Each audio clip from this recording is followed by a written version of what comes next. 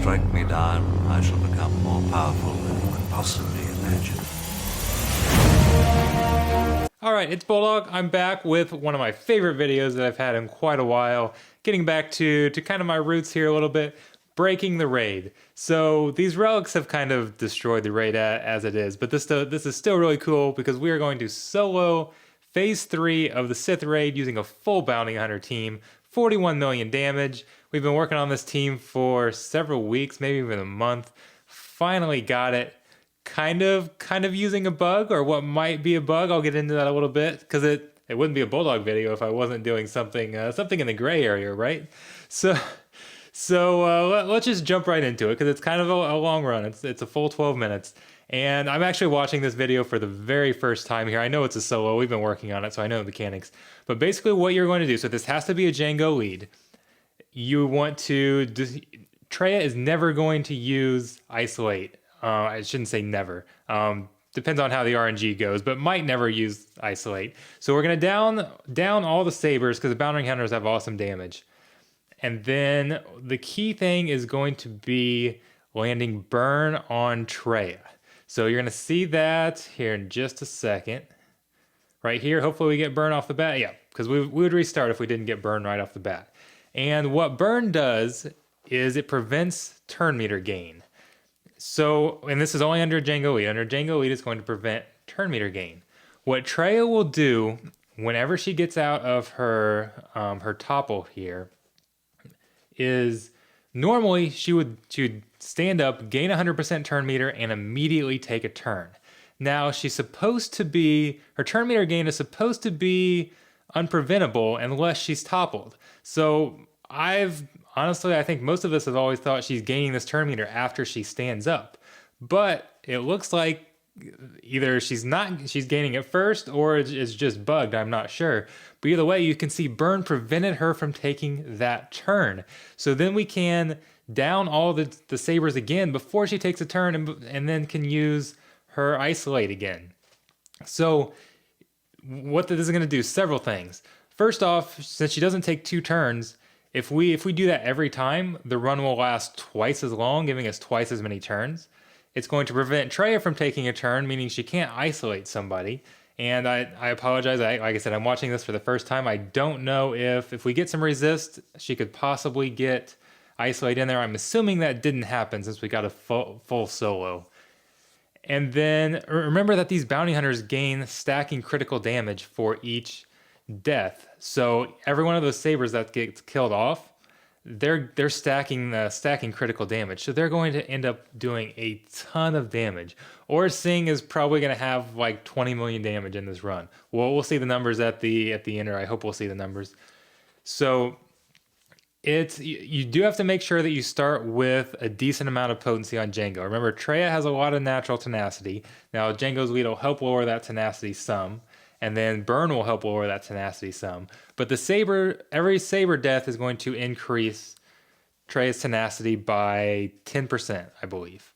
So that's why we've got 88 in here.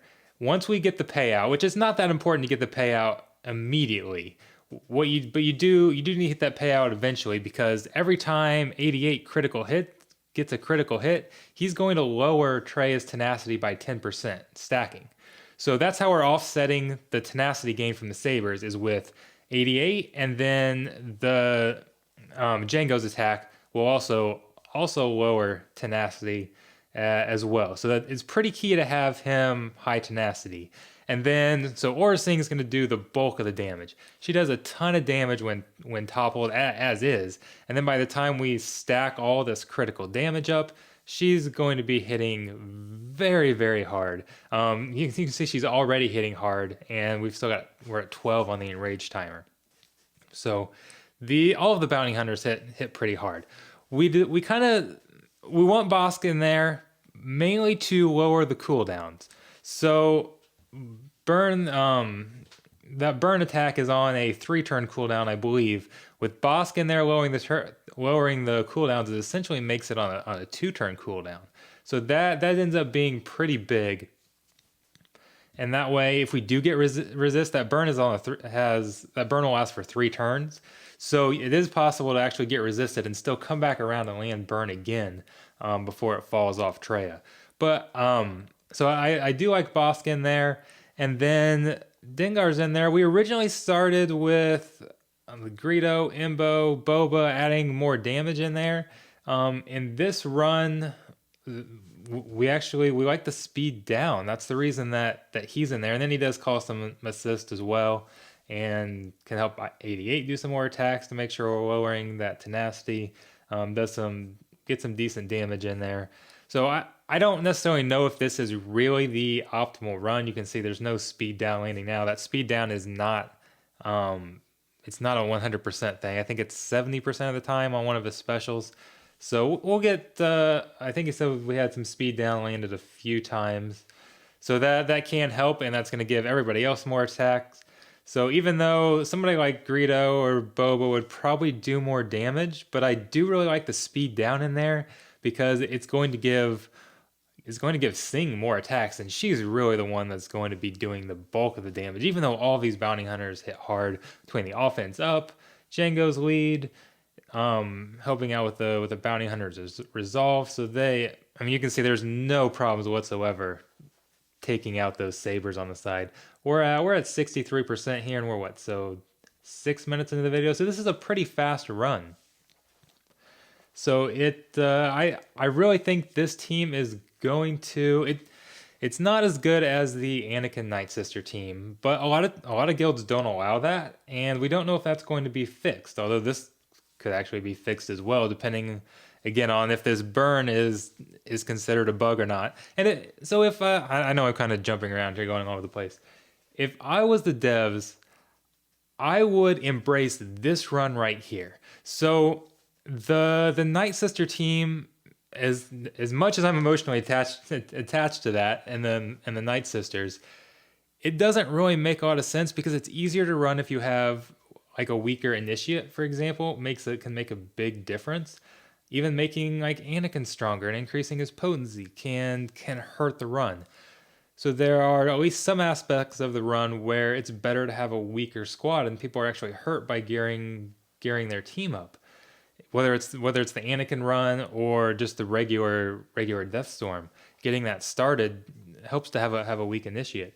This, even if it is a bug, I would be embracing it. I would probably fix the Anakin one and go with this one, because the great thing about this is the damage is going to scale directly based on the relic level or gear level of your bounty hunters. This is a relic 7 or a Sing that is doing all this damage. You can't do this with just a regular gear 13. I mean, you could probably do the run as long as you have enough damage that you can take out the sabers on one hit and prevent Treya from ever using that isolate. You can basically do this run, and the other thing is survivability. You can see they're starting to get a little low here. So I assume we're going to stand alone at some place in order to reset those stacks, those bonds of weakness. So they're not killing themselves off so much. But Bosk, one of those bounty hunters, Bosk is great at taking a lot of those initial damage from the sabers. And there's doing so much damage that they essentially use health steal to kind of heal themselves up. But it does help to have that survivability as well. But your damage is essentially going to scale based on how good your bounty hunter. So here we're going to get I thought he was going to stand alone here. Sorry, as I said, I'm watching this for the first time. This is like Christmas morning for me. And by the way, this is Van Seal who is running this. I should have shouted his name out at the very beginning. I apologize for that. I'll flash your name up on the screen at the beginning of the video or something. This is an amazing run, and yeah, we got the standalone perfect there to kind of make sure everybody survives. We don't want those sabers cutting one off. Although if somebody did die, remember that bounty hunter's resolve is going to revive you. So there's a little bit of room for error. But yeah, Van Seal, huge shout out. Thank you for getting this. And I know I don't always give the best instructions on what I want or explain my theory crafting pretty well, but he's very good with bounty hunters. He picked this up in no time, knew instantly what was going on, and I hope he was excited about running this. I know trying to get these solos down can be stressful. I've done some of my own in the past, so it's very different trying to actually explain it to somebody. I spent a lot of time searching through SWGOH trying to find people with contact information on there with good bounty hunters who I could get to run it. I had a few people reach out to a few other people, and their bounty hunters just weren't quite good enough, or they just didn't get the right RNG. I'm not sure. Potency was definitely key. Early on, we just didn't have enough potency to get this. But then there were some others who just didn't believe this was possible, kind of brushed me off. So it definitely feels good seeing there's going to be a full solo here. I'm excited to see the exact damage numbers as we approach the end here. So it's not, as you can see, there's 4 on the rage timer, so it's going to be close. Obviously, I know watching this, you know from I'm sure the title and however I've promoted this that we get the solo here, but it's I'm curious to see how hard Sing's hitting at the end and how close we get to this. So what are we at now? Almost 700,000 damage. So this is absolutely crazy, and this is awesome. But yeah, I think the devs should definitely embrace this team here because it actually promotes gearing up your squad. That's the point I was trying to make earlier before I got sidetracked. And I don't know what they're gonna do with it.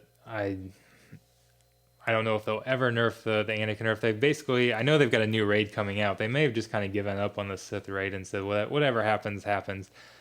But I know a lot of guilds have that Anakin team banned because it's such a cheese run.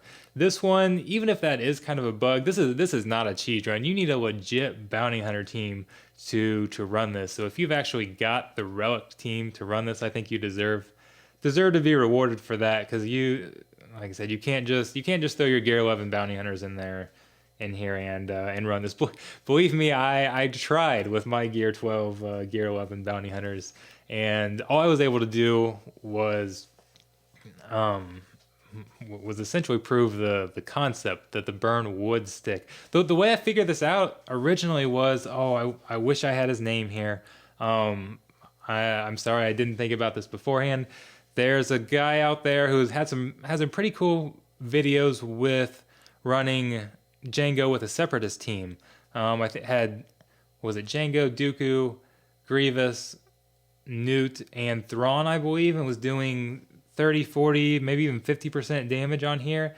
And I saw that video and I was like, man, I think if we switched the Grievous lead to a Django lead and maybe threw Aura in there because she's got stealth, because stealth played a role in that. It's like, I think we could do some more damage. So under the Django lead, I ended up landing burn and saw that this didn't reset. So that was kind of the aha moment that, okay, we don't even need those other guys. We can go full bounty hunters and really stack this. So yeah, literally on the last topple. This is great, and I think he said he cut off didn't show the run in the P4 because we don't really care about that. But the final numbers: 41 million damage and 23 damage from Aura Singh. That is amazing. That is ridiculous.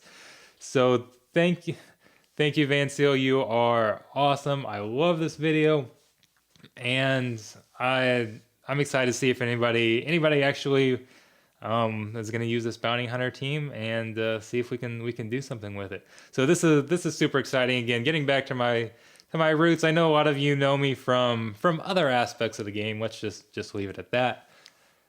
But the way I originally got at least a minor level of fame was breaking some of these raids.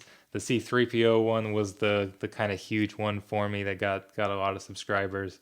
So this is awesome. I absolutely love this. Thanks to everyone who helped out. Van Seal, Madros. I don't know how to pronounce your name. He was actually one of the first ones that helped running. We kind of broke out some of the kinks a little bit. So even though he never got the solo, shout out to him for helping me out. This was I love this video. Again, I don't know how much people are going to actually use it, but regardless, it was a lot of fun. This was pretty awesome. Thank you to everybody for watching. Be sure to subscribe for more. Hopefully we can do more things like this. Who knows? Maybe soon we'll have another raid to break. So thanks again, everybody, and see you around the holotables.